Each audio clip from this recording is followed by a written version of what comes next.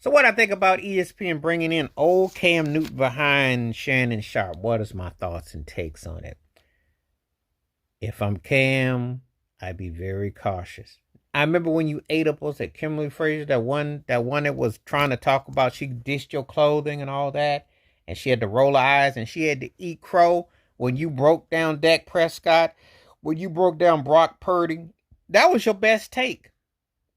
But this is the problem with old country Cam, who's basically like Nick Cannon's.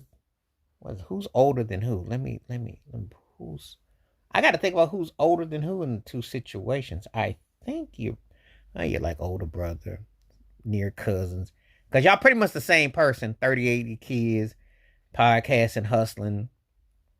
Except you actually got talent. You actually have legit talent, but you corny too now in some ways. You curse too much, and this is another setup. This is the sad part. If you're a content creator, don't sign to no major. Don't go to no ESPN plantation or Fox Sports and on them plantations, because you're doing it you. They got to come for you.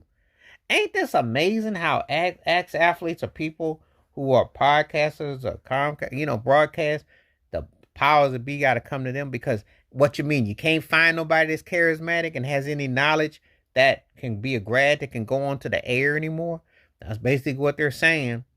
Basically, they're taking either has-beens or ever was or former name people. Now, Cam is a borderline NFL Hall of Famer because of his career, and you can make a case for him. He's a league MVP. You can make a case.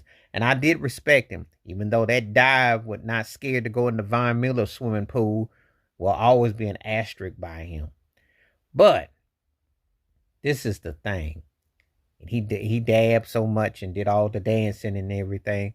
Didn't work out in New England. He had to come behind them shoes and Brady. Now he's got to come behind the big shoes of Shannon Sharpe. You always got some big shoes to fill. I don't know if you can do it. Not on a day-to-day basis, because you got to sit there and shuffle with Stephen A. Smith, who really ain't that football elite. He sits there and he taps and shuffles for Jerry Jones, but he don't really have no depth about no football. You know. Gives you a little talk about the Steelers. The only thing I like about that he does is when he clowns the Cowboys, but he sucks up to Jerry Jones. So, So this is the thing.